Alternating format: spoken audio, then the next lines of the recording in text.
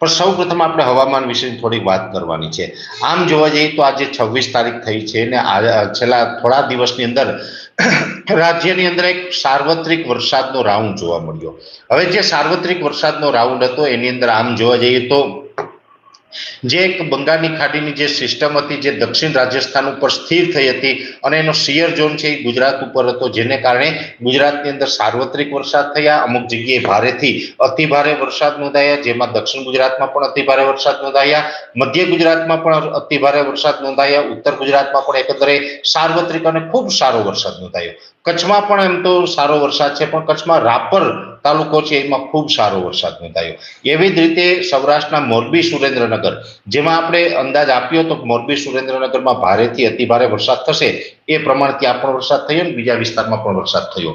હજુ પણ ચિંતાનો વિષય હોય તો પશ્ચિમ સૌરાષ્ટ્ર, એમાં પણ પોરબંદરના અમુક ભાગો અને દ્વારકા જિલ્લો છે એના માટે ખૂબ હજુ પણ ચિંતાનું કારણ છે. એનું કારણ છે કે અત્યાર સુધી જે વરસાદ થયો છે એમાં દ્વારકા જિલ્લામાં અને પોરબંદર જિલ્લામાં ઘણી જગ્યાએ એવું છે કે વાવણી આમ તો ખેડૂત છે ને સાહસ કરીને કરી રહ્યા છે. અડધું ભીનું નીકળે, અડધું કોરું નીકળે. મને ઘણા બધા ખેડૂત ભાઈઓનો કોલ આવ્યા એમ કે પરેશભાઈ 4 આંગર ભીનું થયું છે, કોરું છે, પણ અમારે તો સાહસ કરવું છે. મેં દરેક ખેડૂત ભાઈઓને કીધું કે ભાઈ બને ત્યાં સુધી પૂરતો વરસાદ ન હોય ત્યાં સુધી સાહસ ન કરવું, રાહ જોવી. પછી રાહ જોવામાં પણ એવું છે કે આજે 26 જુલાઈ થઈ ગઈ છે એટલે કે લેટ ખૂબ થઈ ચૂક્યું છે, છતાં પણ ખેડૂતનો જીવ છે રહી ના શકે એટલે ઘણા બધા ખેડૂતોએ વાવેતર કરવાનું ચાલુ પણ કર્યું છે. મને કે પરેશભાઈ ઉગી તો જાય એવું છે, ચિંતા નથી. એટલે ઘણી જગ્યાએ આવું પણ થયું છે. ઘણી જગ્યાએ તો બિલકુલ કહી શકાય કે 2 આંગળ જમીન પલળી હોય, આવું પણ ઘણા બધા ગામડોના અંદર છે. માત્ર ઝાપટા જ પડ્યા છે. હવે આગળ ઉપર શું? આગળ ઉપર હું આપને પહેલા તો એ જણાવી દઉં કે હજુ આ રાઉન્ડ ચાલુ છે, પૂર્ણ નથી થયો. કેમ કે આ જે સિસ્ટમ છે હવે ધીમે ધીમે ભલે નબળી પડી છે, હવે ધીમે ધીમે આગળ પણ વધે છે, છતાં પણ 31 તારીખ સુધીનો આ રાઉન્ડ છે. એટલે 31 તારીખ સુધી અલગ અલગ વિસ્તારમાં વરસાદ ચાલુ રહેવાનો છે, જેમાં હળવો વરસાદ હશે. હવે કોઈ ભારે વરસાદ હમણાં નથી. 31 તારીખ સુધી હળવો મધ્યમ વરસાદ હશે, અમુક જગ્યાએ રેડા ઝાપટા રહેશે. એટલે રેડા ઝાપટા અને મધ્યમ વરસાદ છે 31 તારીખ સુધી ચાલુ રહેવાનો છે. અને એનાથી વિશેષ હું આપને મહત્વના અને ખૂબ અગત્યના સમાચાર એ આપું, બંગાળની ખાડીની અંદર ફરીથી એક નવું લો પ્રેશર બન્યું અને એ લો પ્રેશર ખૂબ મજબૂત થઈને અત્યારે ડિપ્રેશન બની ગયું છે. અને આ ડિપ્રેશનનો અત્યારનો જે ટ્રેક બતાવી રહ્યા છે, જો આગળ જતા એમાં કોઈ ફેરફાર થાય તો વાત અલગ છે, પણ ડિપ્રેશનનો અત્યારે ટ્રેક એવો બતાવવામાં આવી રહ્યો છે કે એ ડિપ્રેશન છે, એ સિસ્ટમ છે, એ પણ ગુજરાત ઉપર આવવાની છે. એટલે ગુજરાતમાં 31 તારીખ સુધી તો વરસાદ ચાલુ રહેવાનો છે, પણ 1 ઓગસ્ટથી લઈ અને 5 ઓગસ્ટનું સેશન હશે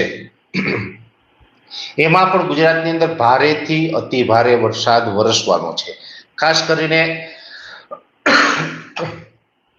કરીને પશ્ચિમ સૌરાષ્ટ્રના જે ભાગોમાં વરસાદનું પ્રમાણ ઓછું રહ્યું છે એમાં પણ ખૂબ સારો વરસાદ, એટલે કે 5 ઇંચ કરતાં વધારે, 5 થી 10 ઇંચ વરસાદ દ્વારકા, જામનગર, પોરબંદરમાં પણ 1 થી 5 ઓગસ્ટમાં જોવા મળવાનો છે.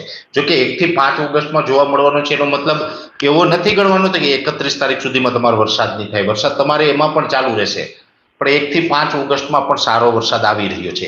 જોકે પશ્ચિમ સૌરાષ્ટ્રમાં વરસાદ આવશે તો બીજા વિસ્તારોમાં પણ આવવાનો છે, જેમાં દક્ષિણ ગુજરાત, મધ્ય ગુજરાત, ઉત્તર ગુજરાતના કોઈ ભાગ હોય, કચ્છના ભાગ હોય, સૌરાષ્ટ્રના બીજા વિસ્તાર છે.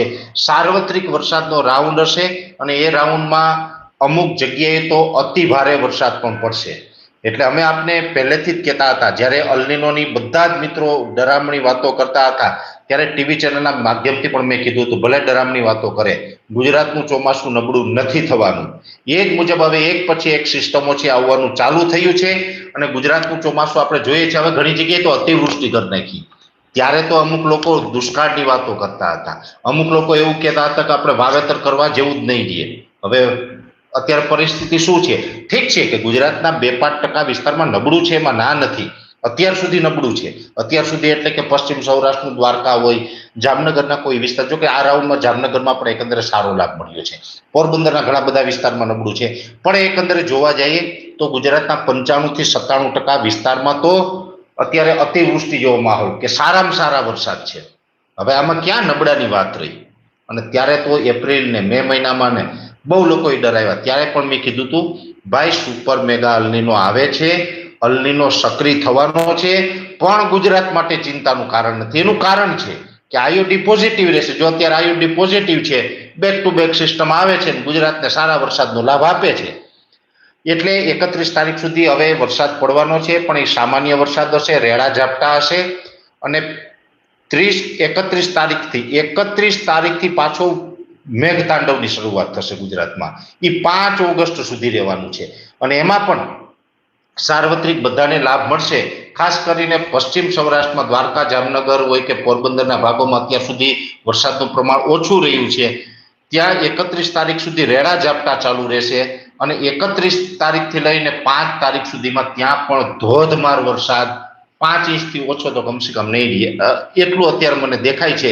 એનાથી વધી શકે પણ ઘટશે નહીં, આવું મને લાગે છે. પછી અંતે દ્વારકાધીશ કરે એ ઠીક, પણ આગળ જે સિસ્ટમ આવી રહી છે એના ઉપર અમે સતત નજર રાખશું અને સતત એની માહિતી છે અમે આપણા સુધી પહોંચાડતા રહીશું.